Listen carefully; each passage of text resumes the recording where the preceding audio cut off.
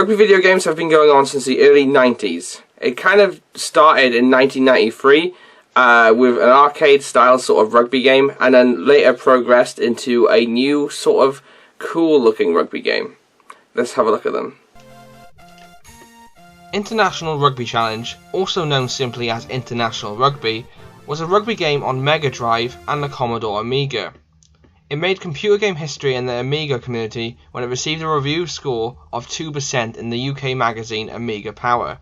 This review noted flaws including several spelling errors. Murrayfield was spelt differently, parked as Paris, tries was spelt YS rather than IES, and possession was also spelt wrong. The clock didn't stop when the gameplay was paused, players often running over the ball without picking it up, all coming under human control, and frequent crashes during long matches. The Mega Drive version fared better, with Mega awarding 80%. This version of the game was also released in North America, but only through the Sega Channel service. So, with this being the first ever rugby game created, hasn't really got off to a great start. Next up, we have Jonah Lomu Rugby, released in 1997. It was developed by Rage Software and published by Codemasters. It was released on the DOS, PlayStation and Sega Saturn. Its title is a reference to the former All Blacks winger Jonah Lomu. Following the 2003 closure of Rage Software, several members of the game's development team went on to work on World Championship Rugby, which we'll discuss later on. The game was designed to put the player in control of the real-life National Rugby Union teams from the 1995 Rugby World Cup. It included the 16 finalists and 16 other teams that participated in the qualifying campaign. The game also supported up to 4 players. Rage Software head Trevor Williams recounted, "We wanted a game that stayed true to the rules, but was also easy to pick up and play without a complete understanding of all the ins and outs." Jonah Lomu Rugby was the first rugby union game released on the Saturn and PlayStation platforms. Computer and Video Games gave a positive review of the PlayStation version, saying, "Brilliantly realistic graphics and a logical control system are the stars here," and they awarded the game 4 out of 5. A copy of the PlayStation version of the game is included in the Pacific Cultures collection of Te Papa, the National Museum of New Zealand. After Jonah Lomu started in 1997, the following game was done in the early 2000s. Next up on our list we have Rugby 2001. Rugby, known as EA Sports Rugby and as Rugby 2001 in the European PC version, is also often mislabeled as Rugby 2002. It is the 2000 installment of EA Sports Rugby video game series. The game was developed by Creative Assembly and published by EA Sports. It was later succeeded with EA Sports Rugby 2004. It features over 20 teams, over 500 players and over 20 stadiums. The game's commentators are Bill McLaren and former England international Jamie Salmon. The game featured the national teams who took part in the 1999 Rugby World Cup. The PS2 version received average reviews according to the review aggregation website Metacritic. So as you can see, another average rated rugby game, going by the critics anyway. So as you can see, some mixed and average reviews from these previous video games which we have just looked at, and it hasn't looked very good with rugby games so far. Jonah Lomu obviously being one of the most successful rugby games out there, with it being displayed in the museum of which you just saw. So it was quite interesting, and it was a difficult time for a lot of rugby games, obviously because they weren't doing very successful. And then along came Rugby 04. Rugby 2004 is the 2003 installment of EA Sports' Rugby video game series. The game was developed by HB Studios, published by EA Sports, and released in 2003. The game is a follow-up after 2000's Rugby 2001, and succeeded by Rugby 2005, Rugby 06, and Rugby 08. Rugby 2004 features over 60 teams, over 1,500 players, and over 65 stadiums. The game's commentators are BBC's John Inverdale and Channel 7's Gordon Bray. The game's soundtrack is provided by INXS, which were an Australian rock band at the time. It supports up to 4 players playing on the PlayStation 2, and it also supported online play. The cover athlete is Wallabies star scrum half George Gregan.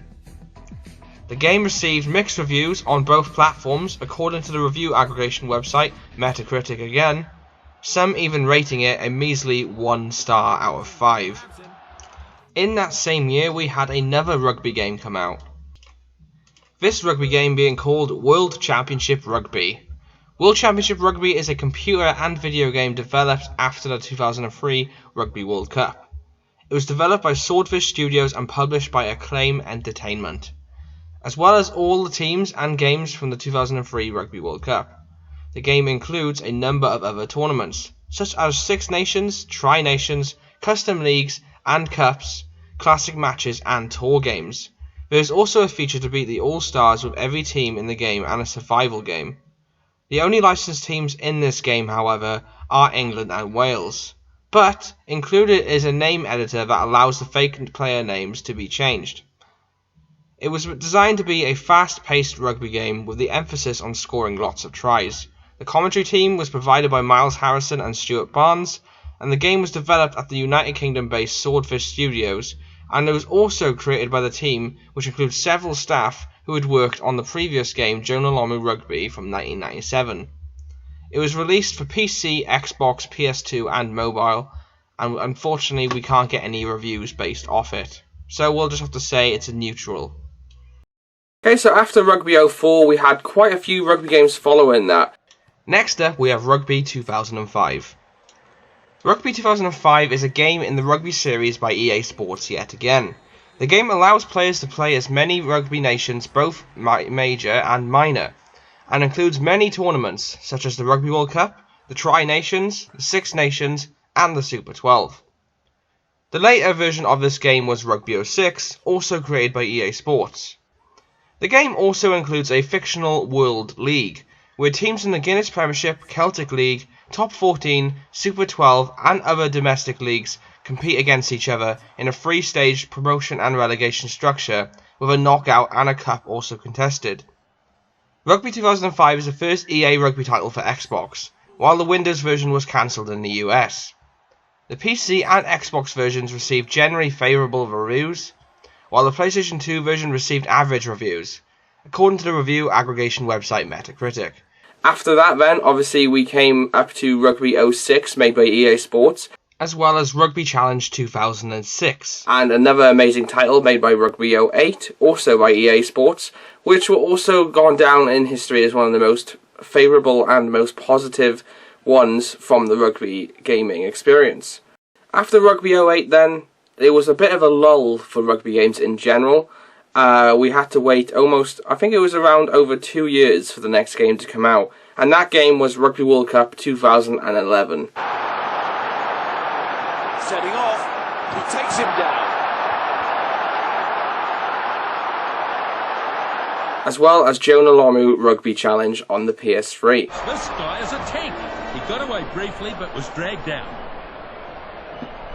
Now the pass to Britchie McCall. Comes smack into Robinson. Sends a good pass. Jag pumped into the ground. Now obviously this game kick-started the Jonah Lomu Rugby Challenge's sort of series, except they weren't called Jonah Lomu after that. There was Rugby Challenge 2 Textbook tackle. and Rugby Challenge 3. There's plenty of distance to that kick-off, which came in years and years' time.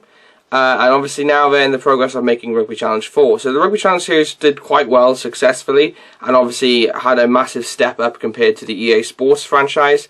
Then there was also Big Ben's sort of creativeness when it came to rugby games as well. That was Rugby 15, which we all mostly know as very disappointing. It was hyped up quite a bit. Pays to get there. He passes on. Barrett. No, it's just instinct, isn't it? The pressure's coming on and you think the ball is going into the opposition backs quickly and you just can't help yourself. And it really didn't do well. We then had Rugby World Cup 2015.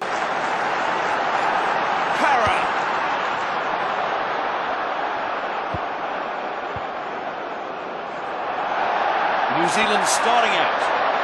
Continuity is good. Which also did pretty poorly. It didn't really have any licenses in it. I think it had about 5 or 6 licensed teams. Other than that, it was quite poor. Then we had Rugby 18.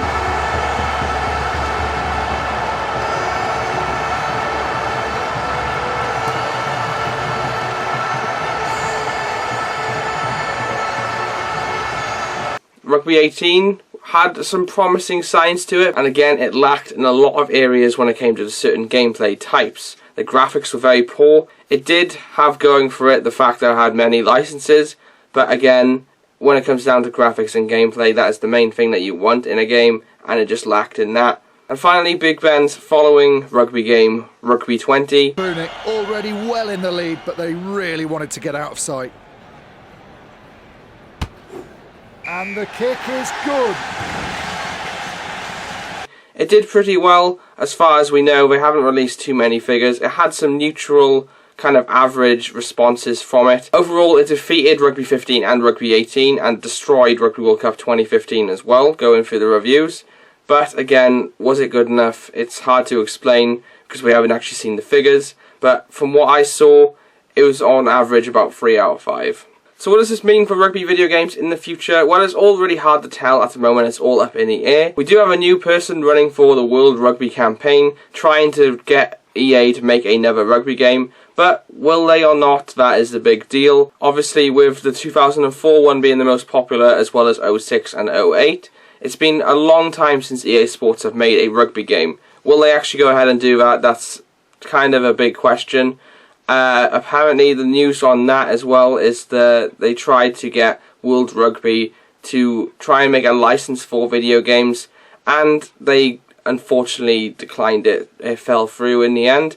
There were talks between EA Sports and World Rugby in doing it, but World Rugby pulled out in the end. It doesn't look like EA Sports will be making a rugby game anytime soon, but we still have the Rugby Challenge series as well as Nacon series. Nacon obviously previously being Big Ben.